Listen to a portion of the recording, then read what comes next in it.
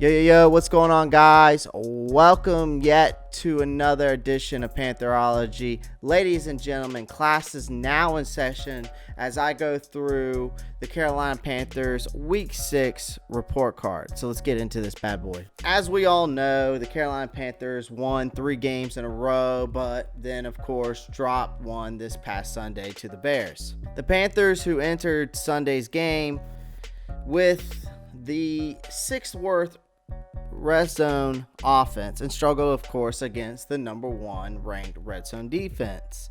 Carolina was 1 of 3 in the red zone touchdown opportunities and lost to the Bears 23-16. First things first, the Panthers passing offense. I gave it a D. The reason why I gave it a D, I thought there were some good moments for Teddy Bridgewater, including his 39-yard pass to Robbie Anderson in the third quarter.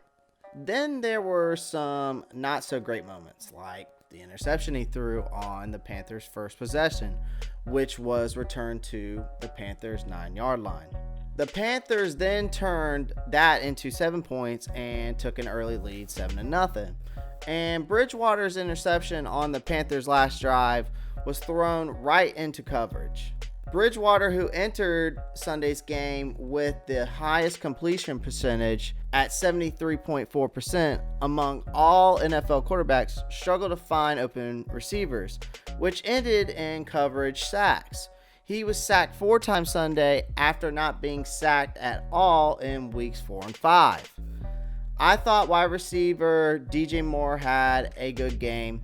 He caught 5 passes for 93 yards, while Anderson was bottled up for much of the game.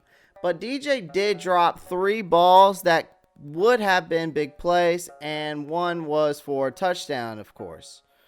But Bridgewater had his lowest pass percentage of the season. He completed 16 of 29 passes for 55.2% for a season low 216 yards and 2 interceptions. Next up, rushing offense. I gave it a D+. Running back Davis was facing his former team. Didn't have the best game, in my opinion. He had 52 yards rushing on 18 carries and a touchdown. But he also had his first fumble of the season. The fumble negated by Jeremy Chinn's interception on the Bears' next possession. Davis did make up for it with a 1-yard touchdown in the fourth quarter.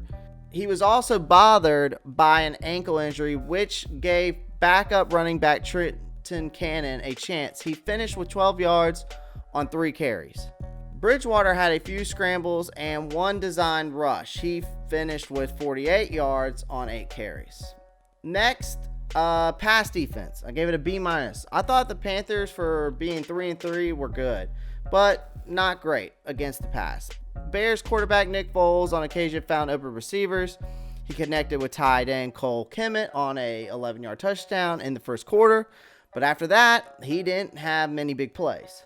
Chinn had an interception in the third quarter, while the Panthers didn't have any sacks. Defensive end Brian Burns pressured Foles and made him rush on some of his throws. Foles finished with 98 yards passing. He completed 23 of 39 passes with a touchdown and an interception. Next, rushing defense. I gave it a B. Chicago has one of the worst rushing offenses in the NFL. The Panthers didn't allow them to do much Sunday. Bears running back David Montgomery finished with 58 yards on 19 rushes. As we all know, the Panthers were without Kawan Short, one of their best run stoppers. Backup defensive tackle Zach Kerr filled in well. Carolina got a couple of key stops late in the fourth quarter as they tried to engineer a comeback. Next, special teams. I gave him a C. Panthers kicker Joey Sly was 3 of 4 on field goal attempts Sunday, but he missed a 54 attempt, which was an important one. The field goal would have cut the Bears' lead to 4 points with 6 minutes and 19 seconds left in the third quarter. But the miss gave the Bears great field position for their next possession. Chicago scored on that drive 4 minutes later to take a 20-6 lead. Next, coaching. I gave it a C-. Carolina committed 8 penalties for 69 yards. The penalties were too much, and the game resulted in a loss. I thought the Panthers coaching staff made a few interesting decisions, such as going for it on 4th and 3 from the Bears' 6-yard line in the second quarter. After converting, they decided a few plays later to not go for it on 4th and 2.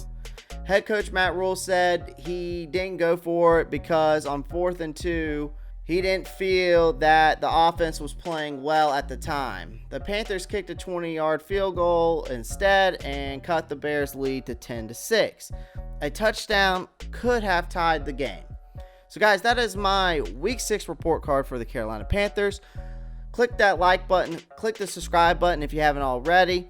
Comment down below, let me know what you think. Click that notifications bell so you know when my new videos come out. Panther Nation and Pantherologists, keep pounding.